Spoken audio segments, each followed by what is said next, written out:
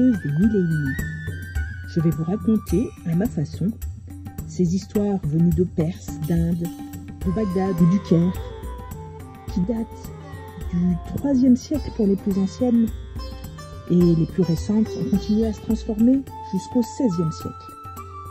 Alors nous allons suivre, nuit après nuit, les contes que narre Scheherazade au sultan Shahriar, pour qu'il la laisse en vie jusqu'à la nuit prochaine.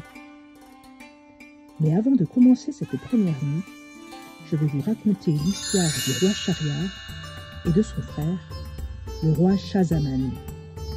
Il était une fois deux frères, l'un grand et l'autre petit. Le grand s'appelait le roi Shahriar et le plus petit, le roi Shahzaman. Tous deux étaient d'excellents cavaliers. Chacun régnait dans son royaume et tout allait pour le mieux. 20 ans s'étaient écoulés et le plus grand, le roi Shahriar, avait une grande envie de revoir son frère, le roi Shahzaman. Alors il ordonna à son vizir de partir et de revenir avec lui, ce que fit le vizir. Lorsque le roi Shahzaman apprit la demande de son frère, il accepta immédiatement. Il fit ses préparatifs de départ, il sortit ses tentes, ses chameaux, ses mulets, ses serviteurs, et il commença à partir. Soudain, il se souvint qu'il avait oublié d'embrasser sa femme. Alors il retourna dans sa maison, et là, quelle ne fut pas sa surprise de retrouver son épouse dans les bras d'un autre homme.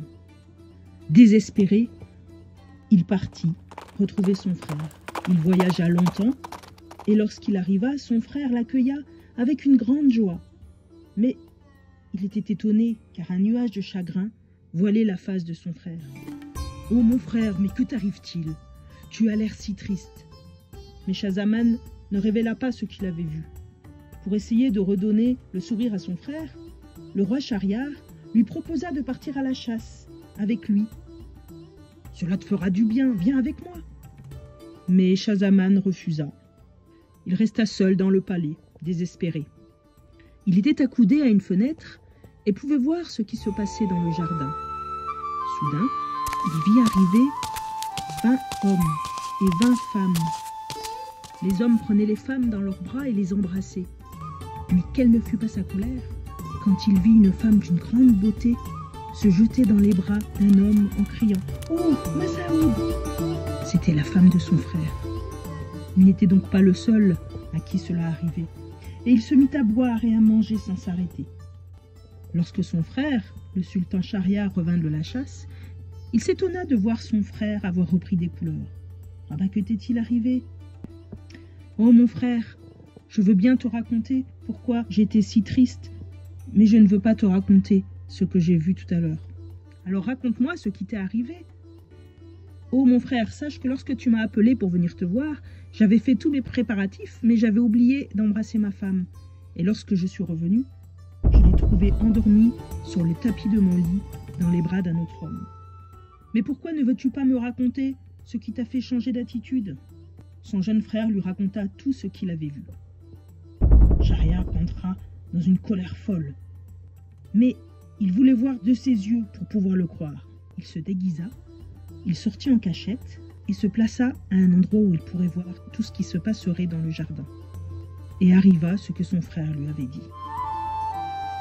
Lorsque le roi Shahriar vit tout cela, sa raison s'envola de sa tête. Et il dit à son frère « Allons-nous-en, je ne veux pas rester ici. » Tous deux sortirent par une porte secrète du palais.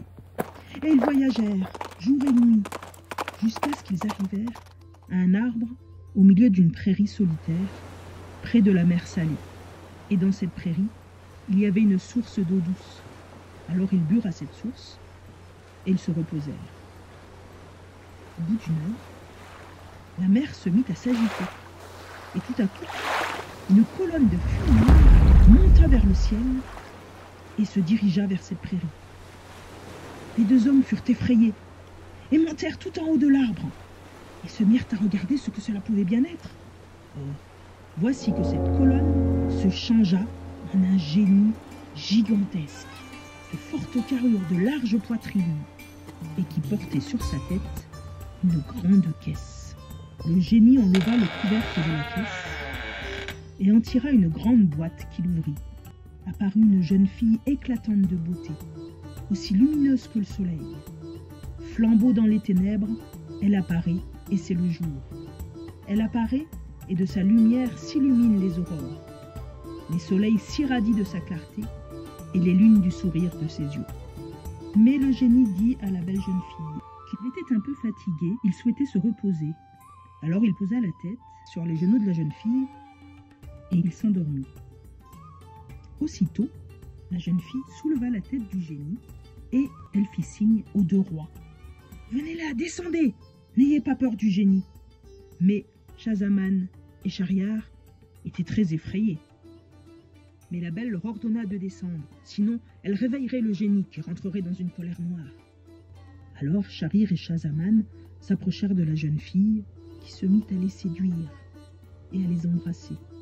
Puis elle sortit de son petit sac un collier qui était composé de 99 bagues. « Savez-vous de quoi il s'agit » dit-elle. « Chacune de ces bagues m'a été donnée par un homme que j'ai séduit. Vous aussi, donnez-moi votre bague, que je leur ajoute au collier. » Puis Schahzaman et Schahriar repartirent. Ils étaient abasourdis. Le génie, lui aussi, avait été trompé par sa femme. Schahriar était de plus en plus en colère contre toutes les femmes.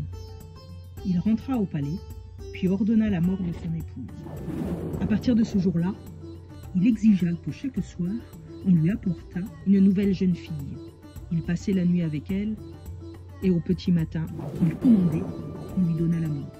Dans tout le royaume régnait la terreur et la douleur. Peu à peu, tous les gens s'enfuirent avec leurs filles. Alors que le sultan exigeait comme d'habitude au vizir de lui amener une nouvelle jeune fille, le vizir chercha, mais il ne trouvait plus de filles. Toutes étaient parties. Alors le vizir rentra à sa maison, l'âme pleine de terreur à cause du roi. Or, ce vizir avait 2 filles, charmantes et belles. L'aînée s'appelait Scheherazade, et la plus jeune, Doniazade. Scheherazade était une jeune fille très cultivée.